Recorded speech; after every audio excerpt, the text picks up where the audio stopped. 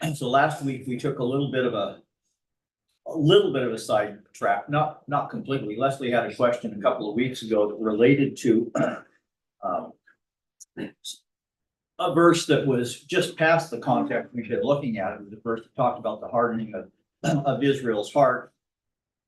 And so we spent last week addressing that question and comparing the hardening of Israel's heart that was in the context of his being father and redeemer to them versus the hardening of Pharaoh's heart that was, and the Egyptian's heart that was in the realm of judgment, and showed that there were different words used and different purpose involved.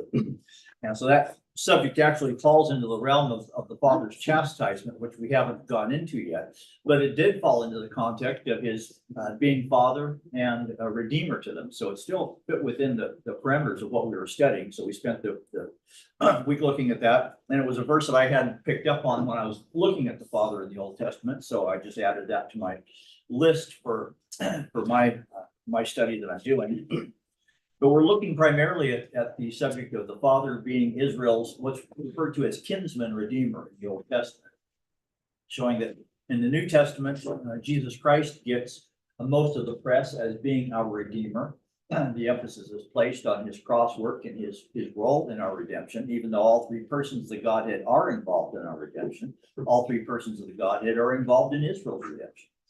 But in the Old Testament, the father gets most of the press for being the redeemer. He's the one that is expressly shaded to be Israel's redeemer. And he's identified as father at least 2 times in the context of being their redeemer. So it's very clear that when the kinsman redeemer is being referred to in the Old Testament, it's referring to God the Father and not God the Son.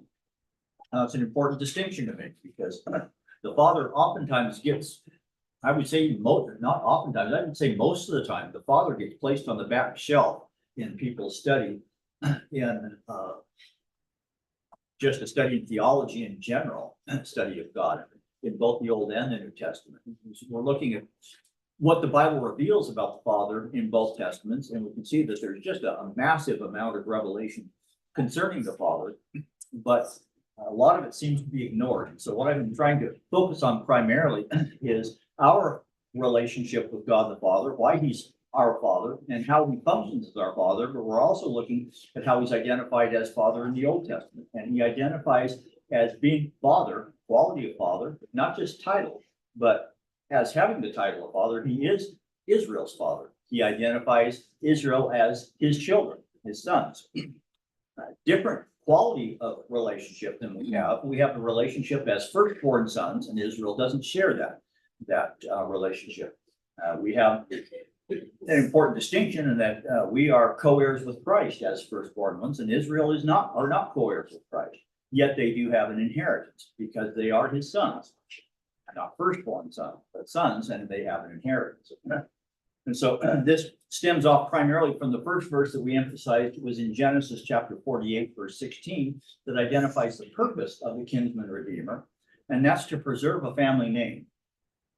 That's important to recognize because most of Israel's future hope revolves around earthly blessings, the fact that they have an inheritance that involves earthly possessions, earthly things, and specific land that is promised to them, land that was promised to them not just in the future, but in the present time that they were living in at that time they were given.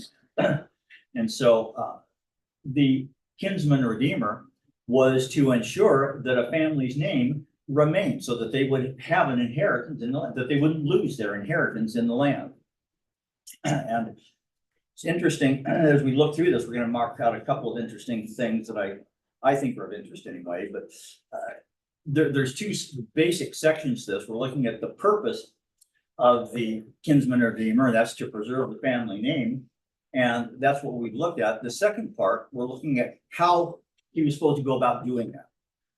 What he's supposed to do, preserve the family name. How is he supposed to do it? Well, there's at least 3 primary things that I saw stated mostly in the book of Leviticus, chapter 25, that indicate how he's supposed to preserve the family name. And some of this Israel observed, some of it they did not. Well, first of all, we can go to Leviticus chapter 25.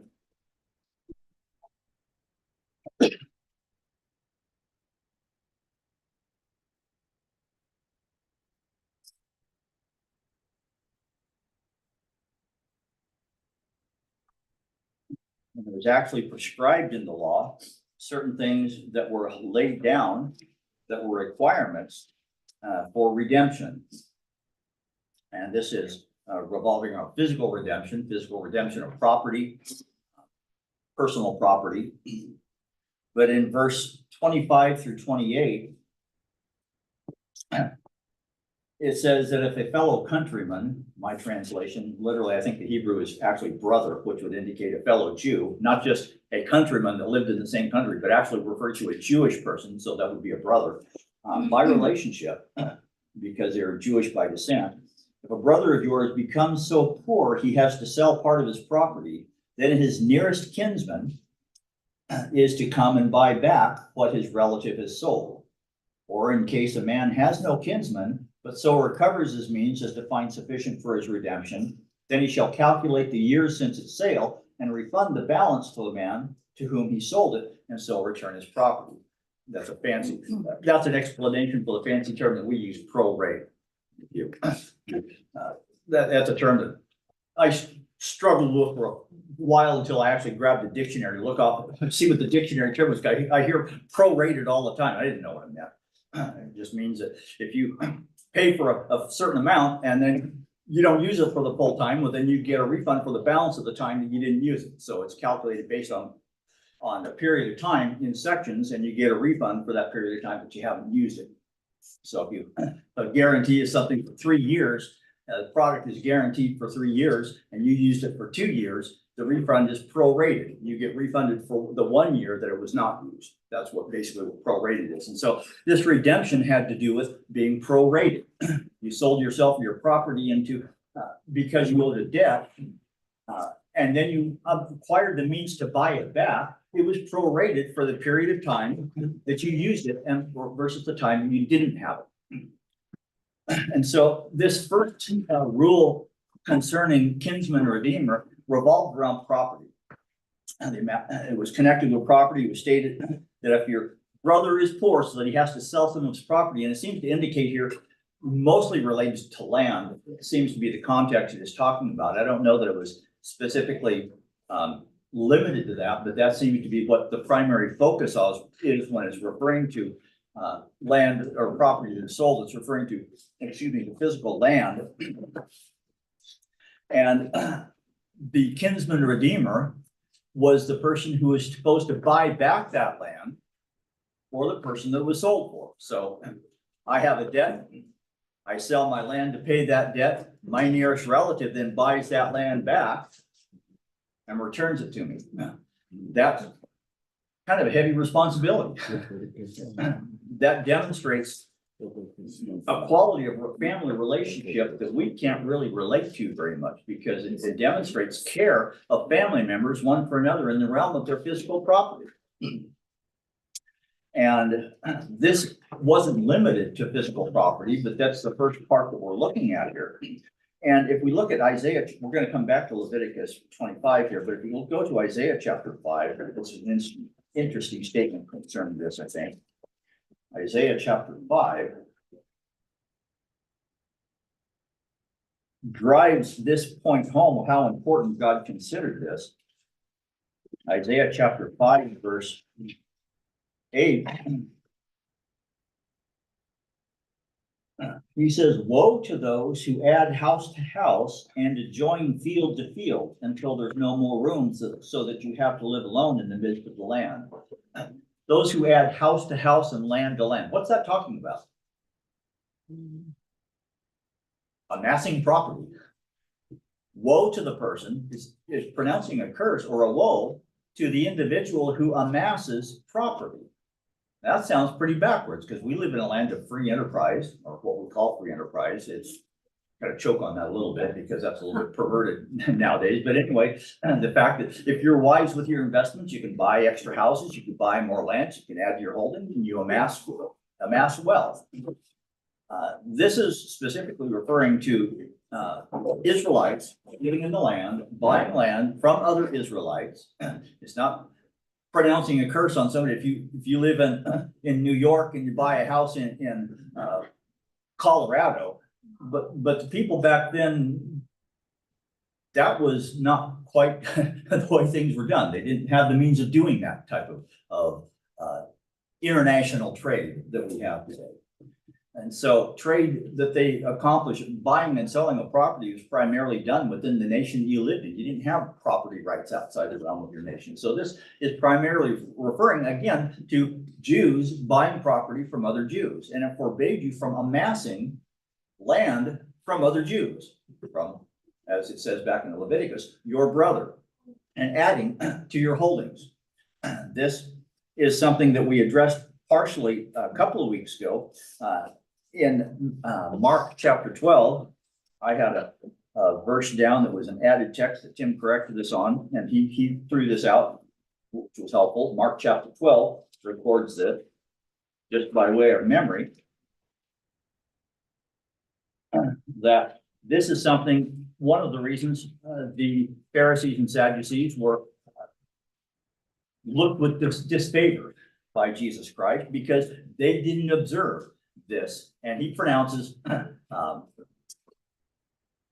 woes upon the Pharisees because of these things. He says in Mark chapter 12, verse 40, he's actually not pronouncing, he's not talking to the Pharisees, he's warning the population, the Jews, concerning this attitude of the scribes and Pharisees. In Mark chapter 12, verse 40, he says, well, verse 38 says, beware the scribes who like to walk around in long robes, like greetings in the marketplace, have the best seats in the synagogues and the places of honor at feasts, who devour widows' houses. They're adding house to house. This is exactly what Isaiah is pronouncing a woe upon individuals who do this very thing that the scribes are doing. They devour widows' houses, and for a pretense make long prayers. They will receive the greater condemnation. That's what Isaiah says. There's a woe to the individuals who do this, and this is exactly what these folks are doing. And so Jesus is again saying they are going to have a greater condemnation. They're in direct contradiction to the expressed law of God. The one who pronounced this law pronounced a curse on them, and the scribes were in direct, blatant violation of an express statement of the law in both Leviticus 25 and the warning in Isaiah chapter 5. The reason for this is because the land did not belong to them. This sounds kind of strange. They lived in the land was given to them, but the land did not belong to them. We have in Leviticus, going back to Leviticus 25,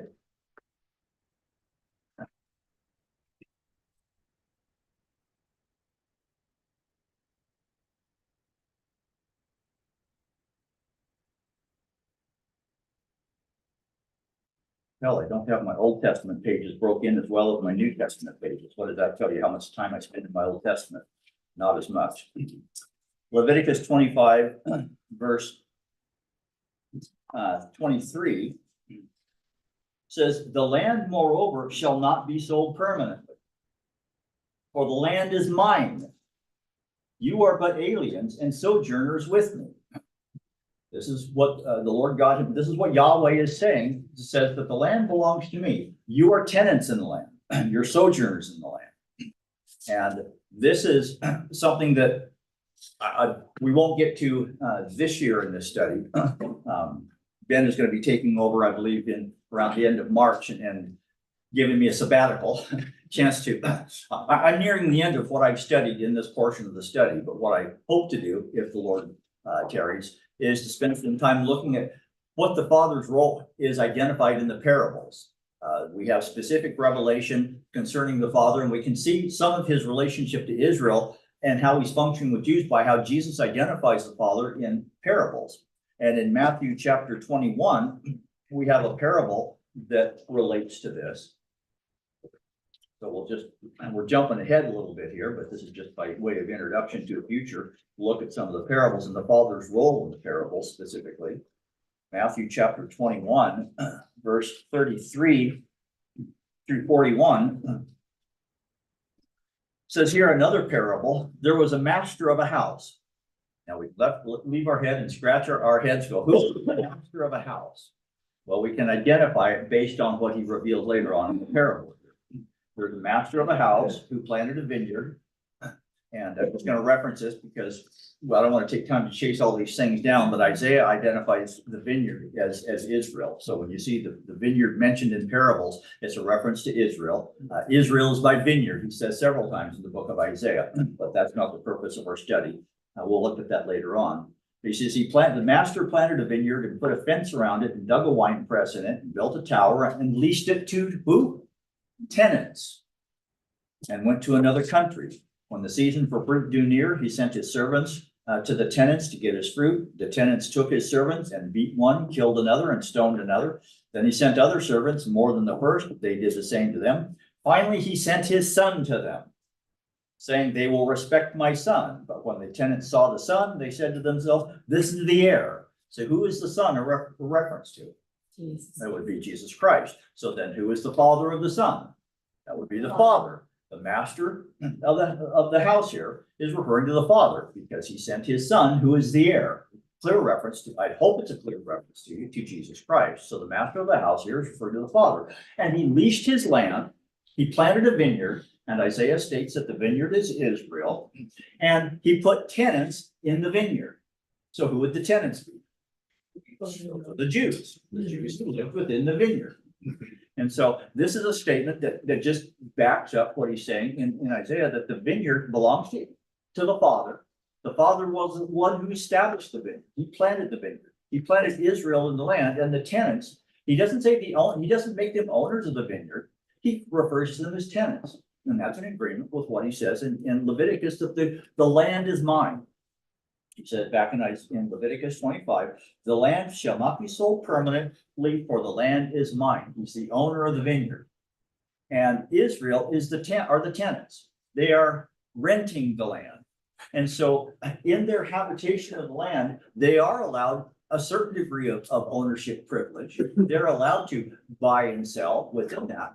But they have to do so with the attitude, with the knowledge that they don't actually ultimately own the land. And so they are, even though they would think of themselves as the owner of the land, this is my house, I built it, I bought it. They have to do so with the knowledge that ultimately this belongs to God, Father, and I am under the Father's rules and regulations concerning how I use this land. And I'm to use it demonstrating in obedience to his law. Part of his law revolved around how I am allowed to buy and sell and use this property. And so the idea under the law concerning land ownership was that ultimately they didn't own the land. They were tenants. They were ones who were basically renting, sojourners in the land, just in a similar way that we are considered not earthly inhabitants. We're not earth dwellers. Our citizenship is in the heavens, it says in Philippians. And so we're not to look at this land as our permanent habitation. Our politicos, our citizenship, our political affiliation is a heavenly one, not an earthly one. That's what it says in the book of Philippians. And so we need to look at land ownership with the same type of attitude, that we aren't permanent dwellers in the land. And our hope should not revolve around physical commodities in the land, because God has taken away our earthly citizenship. He's literally taken it away from us and given us a new one. And he's transplanted us into a new place which is in the heavens. And so we are to view ourselves as sojourners in land in a similar way that Israel was. But our relationship to the land is much more distant than Israel, because even though Israel was merely renters within land, yet that's still where their Promise, right? Their what? Their Their promise. promise. Yeah, their promises revolved around that land. So even though they are tenants and renters, they're permanent tenants. They have a permanent residency in the land, even though the father is the actual owner.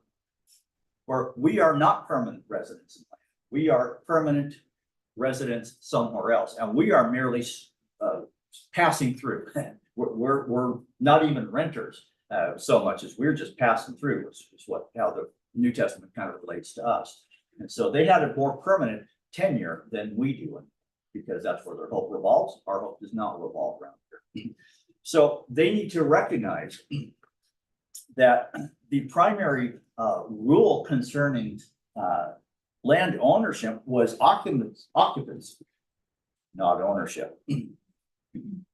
And the reason for this, I'm just gonna read what I wrote because some of the time when I try to go by my memory, I fall on my face. But it says this is to ensure that the land promised to each of the 12 tribes remained intact and distinct. And that it could not be sold for a maximum of it could not be sold for more than a period of 50 years. And we'll look at this in the next section here. I think it's back in verse. I had it written down here, but I don't see it.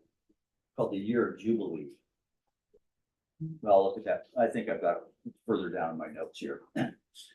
Second of his duties, just hold that thought for a minute. The second of his duties was the kinsman redeemer's duties was to buy back a member of the family. This first one revolved around property that is sold.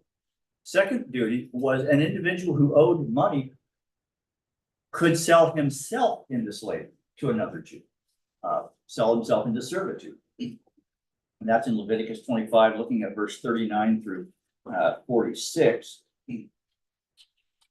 Verse 39 says, if a brother of yours, again, my translation says country, but it's a brother in the translation. Leviticus 25, verse 39. Says, if a brother of yours becomes so poor with regard to you that he sells himself to you, you shall not subject him to a slave service. He shall be with you as a hired man, as if he were a sojourner with you until the year of Jubilee. That's our 50-year period of time. The year of Jubilee was every 50 years. He shall then go out from you, he and his sons with him, and shall go back to his family, that he may return to the property of his forefathers. So here we're talking about an individual, not just property. The year of Jubilee revolved around not just returning of the individual, but involved the return of actual property as well. But here we're talking about the person. It says the year of Jubilee, he may return to the property of his forefathers, for they are my servants for whom I brought out from the land of Egypt. They are not to be sold in a slave sale. You shall not rule over them with severity, for are to revere your God. You see some similarity here between what we have in the New Testament. We demonstrate our love for God by how we treat the saints. They were able to demonstrate a love of God by how they treated other Jews. And as they bought a Jew who sold himself because of a debt owed, they needed to recognize that this individual was different than a regular slave. And it was how they dealt with that fellow Jew as a servant, as a hired person, demonstrated their attitude towards God. If they dealt in accordance, in obedience to the law towards this fellow Jew, this brother that was sold to them under slavery, then it demonstrated that they had a reverence for God, just like we can demonstrate a love for God by how we treat other saints. This is based upon blood relationship, though. Remember, there's a difference between the Old Testament and the New. This is a blood relationship they're talking about. Our relationship with other saints probably isn't a blood relationship. I don't have a blood relationship, as far as I know, with any other individual within this room. This was talking about a blood relationship with an individual, another fellow Jew. So it goes on to say here in verse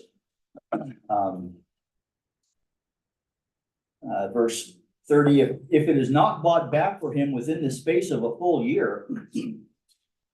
Oh, wait a second, I'm jumping back. I lost my place here. Deuteronomy 39, verse 39. Leviticus. Yeah, Leviticus. Yeah, I was looking at 29. Verse 39. Brother becomes so poor that he sells himself to you. You shall not subject him to a slave service. He shall be with you as a hired man, as if he were a sojourner with you until the year of Jubilee. He shall then go out from you, he and his sons with him, and shall go back to his family, that he may return to the property of his forefathers. For they are my servants, whom I brought out from the land of Egypt.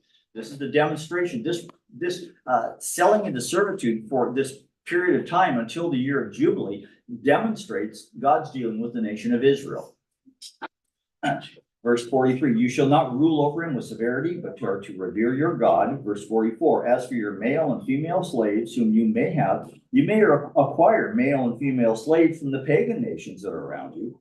Then too, it is out of the sons of the sojourners who live as aliens among you, that you may gain acquisition, and out of their families who are with you, whom they shall have produced in your land, they also may become your possession. You may even bequeath them to your sons after you to receive as a possession. You can use them as permanent slaves, but in respect to your brothers, the sons of Israel, you shall not rule with severity over one another. So we can see that there's a difference, a distinction made between how they could deal with a slave that was from another nation versus a slave from their own nation. They were not to view them as in the same way. They were not to treat them as the same way. So this is dealing with the selling of an individual selling themselves, and we can see that this is voluntary. This is not mandatory servitude. It says if a person becomes so poor that he's over debt, if he sells himself to you, he wasn't required to sell himself to you. You might find a means of paying back in another manner. I don't know whether things were available to them, but this was a voluntary servitude versus the sale of a foreign individual as a slave. They could become a permanent possession. They could actually become purchased property and dealt with however you saw fit. But the fellow Jew who sold himself voluntarily to you to meet a debt, they had to be dealt with in a different manner, and they weren't to be treated the same way. And that was a demonstration of reverence to God. Yes. I was just curious, do you know, does it indicate in there, if this situation happens to, a Jew,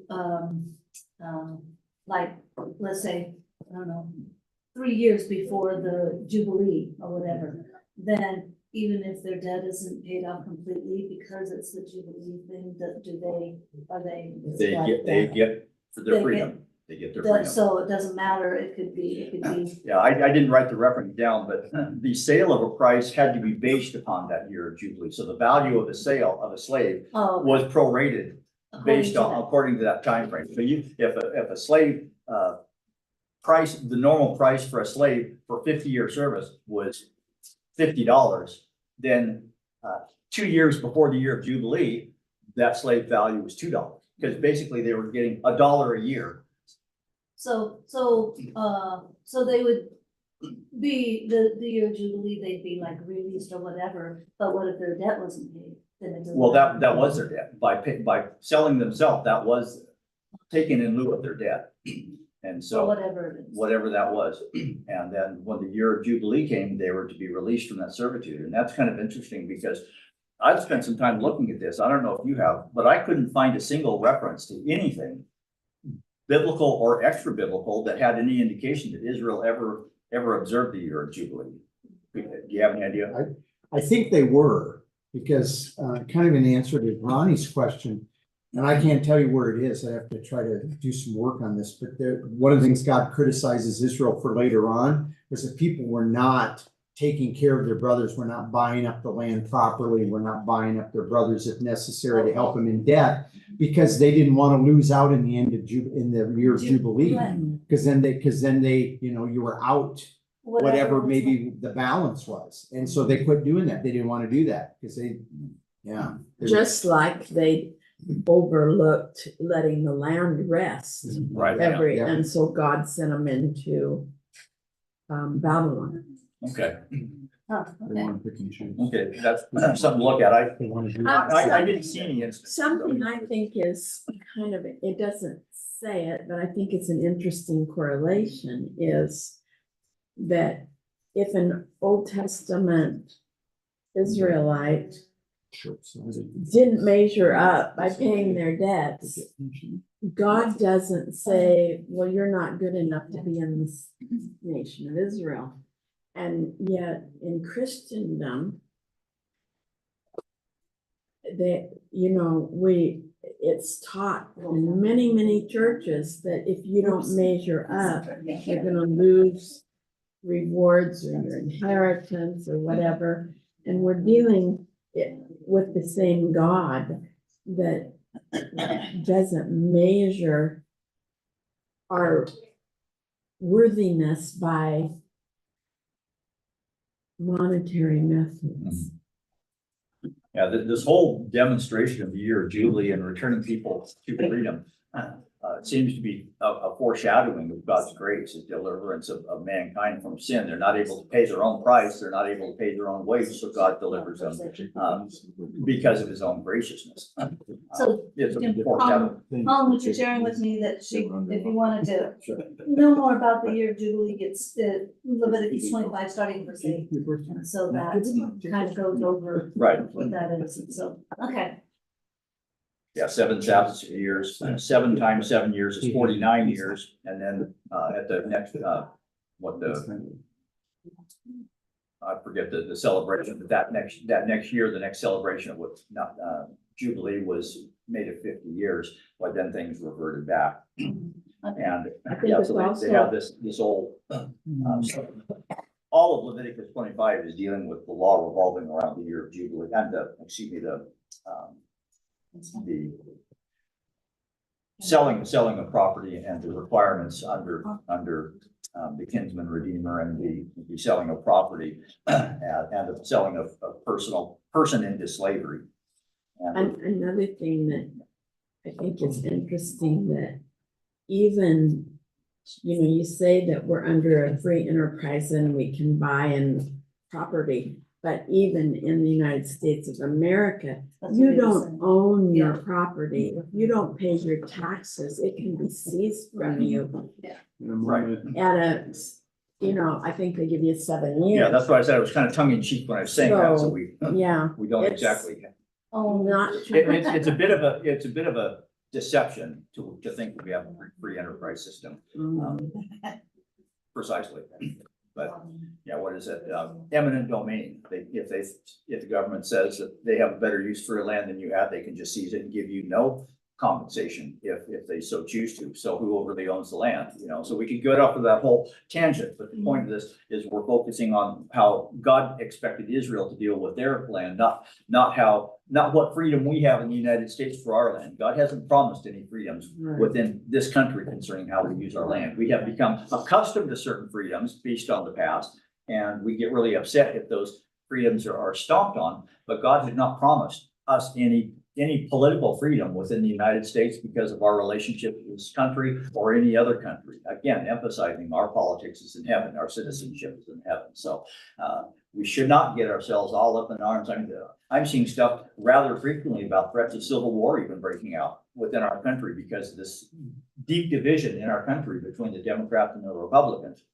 If we get ourselves all caught up in that, we are really devoting our energies and our emotions and our spiritual focus in the wrong direction, because we are actually promised, this is the promise, that we can be at ease in this present evil age, while not ignoring these things that are going on, but with full awareness of all of the unrighteousness that's going on around us and all of the threats and all the breathings of dastardly deeds against other individuals of different political parties. We can be aware of all those things that are going on. And while not accepting it, we can be completely at ease, because as individuals who are completely comfortable in our position in Christ, if you are abiding, comfortable, at ease in your position in Christ, these things can go on without you getting all up in arms and getting your blood pressure all raised and elevated, because it doesn't involve us. It may influence us, it may affect us, but it doesn't involve us. We can mentally separate ourselves from that and still be comfortable in this present evil age, even recognizing these things are going And the on. whole idea of this is the only time there's been deep division is rock, Well, of course, Yeah. because there's always there's been always deep been division, division. Yeah. always deep division. Yeah, because that's part of the sin nature. Divisions, schisms is part of the sin nature. So that's why we had a civil war in the first place. One of the reasons, not the only reason, one of the reasons. But anyway, getting back on track here, the fact that Israel had earthly promises that revolved around land, and it caused divisions within them because, as has been pointed out, they didn't like the fact that they had to give land back after 50 years that they had spent good hard-earned money for. And yet that was part of the law that was demanded of them. And then God took it away from them. So this last of the offices, so that was the law of the kinsman redeemer, was to buy back an individual who had sold a relative into slavery. The last office of the kinsman redeemer was to, actually, this is the one this is the one that probably we like the most, because this really gets us fired up. The kinsman redeemer was to be the one who took vengeance against the person who killed one of your relatives. Yeah, eye for an eye, tooth for a tooth. You killed my brother and I go get to kill you.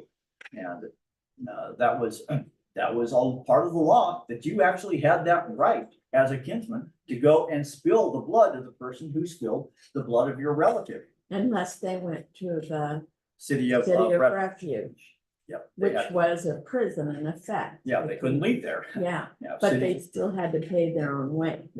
cities of refuge were provided as place sanctuary cities, where they could go, and that the kinsman redeemer couldn't touch them.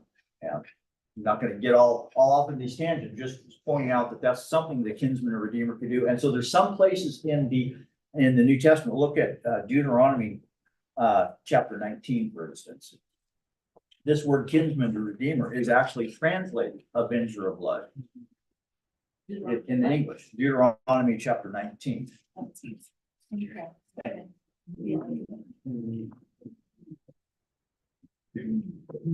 Deuteronomy 19, verse 12.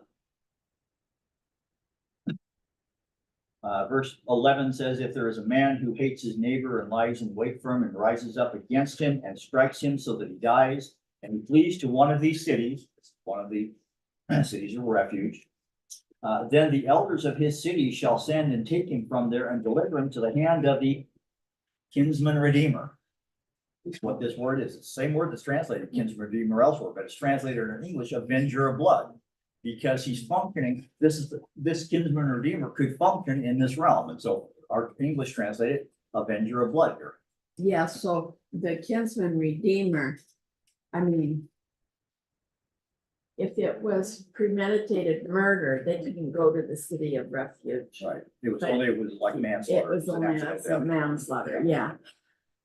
Yeah, if it was premeditated murder, then the city had to deliver them back over. So the city of refuge was not a permanent place.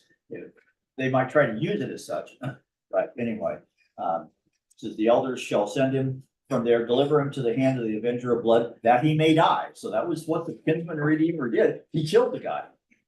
You shall not pity him, but you shall purge the blood of the innocent from Israel, that it may go well with you. So here we get this statement in the Old Testament, eye for an eye, tooth for a tooth. We don't have that under grace, but we have this under law, that this is something the office of the kinsman redeemer wasn't just could do, but it was something he was supposed to do. He was actually required to do It's it. his duty. It was his It duty. was part of that, just like if a Jew sinned, it was the Jewish nation's responsibility To stone. to stone them. Yep. And I suspect that this is probably something that they didn't have too much of a problem with. I think human nature really likes the idea of vengeance, and an eye for an eye and a tooth for a tooth. The idea of well, I'm just gonna leave it go at that. But there's at least half a dozen places in the Old Testament where kinsman redeemer is translated avenger of blood, because it's referring to his third requirement as kinsman redeemer, to take vengeance for a relative who gets murdered. And so that's part of the law, that thou shalt not murder. And if you murdered, then the blood that was spilled is going to be required at your hand. And first and foremost, it was supposed to be accomplished either by the nation or by the next of kin. It wasn't supposed to be done by the person across the street. It was supposed to be done by the nearest relative or the nation as a whole, or to pick up stones and stone an individual for certain things. So here we have these three offices for kinsman and redeemer. And so as we see that God the Father is identified as Israel's kinsman and redeemer, we can see some of the reasons why he does some of the things he does in the Old Testament. When he deals with Israel,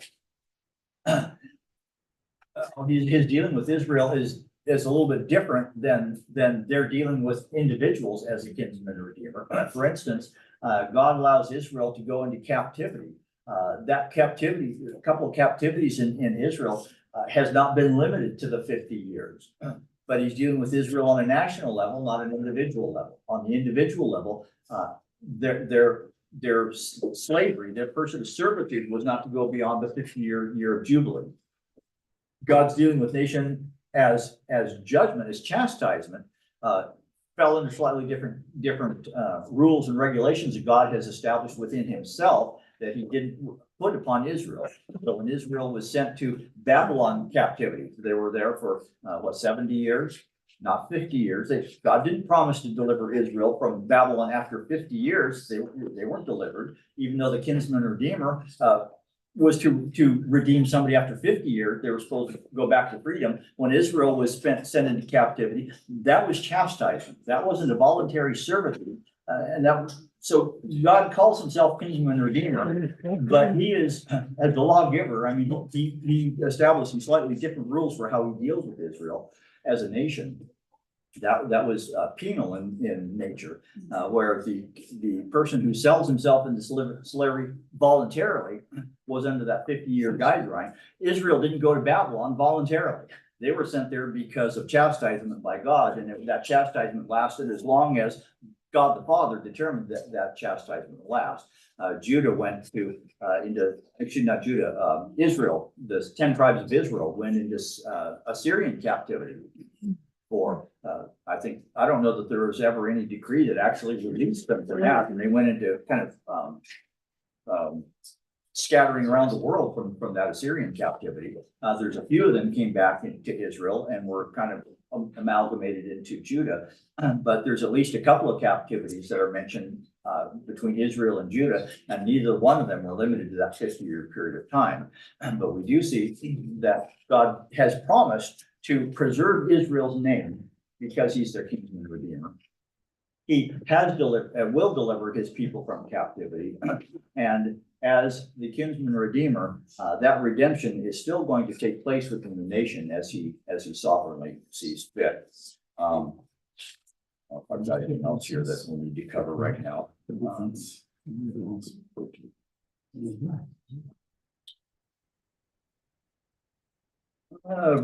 just close off with Isaiah 63, verse 4. Isaiah 63, 4.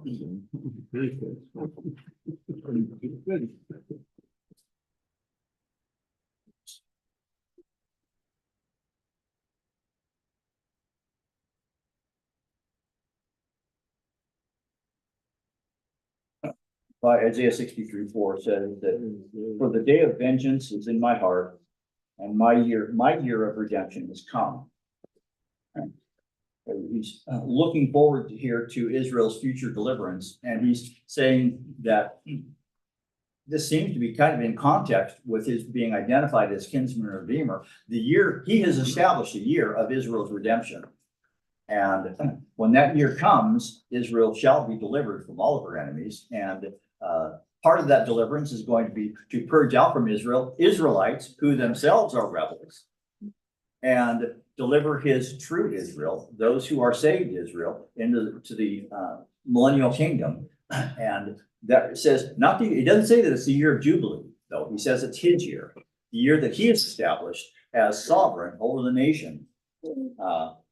He says back in verse 3, I have trodden the wine through alone, and from the peoples there was no man with me. I also trod them in my anger and trampled them in my wrath. Their lifeblood is sprinkled on my garments, and I stained all my raiment, for the day of vengeance is in my heart, and the year of redemption has come. And so there is a time when God will redeem fully his people, bring them out of slavery, both from human slavery and the slavery from their own sin nature, and true Israel, which is elect Israel. Not everyone who is a Jew, but saved Jews shall be delivered, both physically and spiritually, brought into the promised land, into the millennial kingdom, and experience God's blessing in the future. And so individuals who try to say that we have taken the place of Israel have lessened our inheritance and removed their inheritance. God promises for Israel's inheritance will be delivered to Israel. Our inheritance will not be lessened because the word of God is true, because God is righteous, God is holy, And God will accomplish, but he's gonna do it in his year. He's going to do it in his time frame, as he sovereignly dictates, not based upon what we think he ought to do, not based upon what we think we want him to do, but based upon his own sovereign choice that he has determined. And it will be exactly in his time frame, in the way that he determines to do it. And so, this is just one of the many references. We'll look at a couple of other things of God the Father in the Old Testament, before Ben takes over his class. I have no idea what he's going to be covering. But has he shared anything with you as far as what to be looking for? Nope. So it'll be a big surprise. Okay, let's close. Father, we do thank you that you are sovereign, and that the dictates that you have determined are not compromised by human politics, by human will, by human goodwill or ill will. It doesn't hinge upon anything that relates to us, but it hinges upon what your plan is and your determinations that you have made within the council of the Godhead in eternity past. And it shall be accomplished when you desire to accomplish it, and the means that you desire to accomplish it. And it remains for us to sit back and see the demonstration of your power as you accomplish your purpose according to your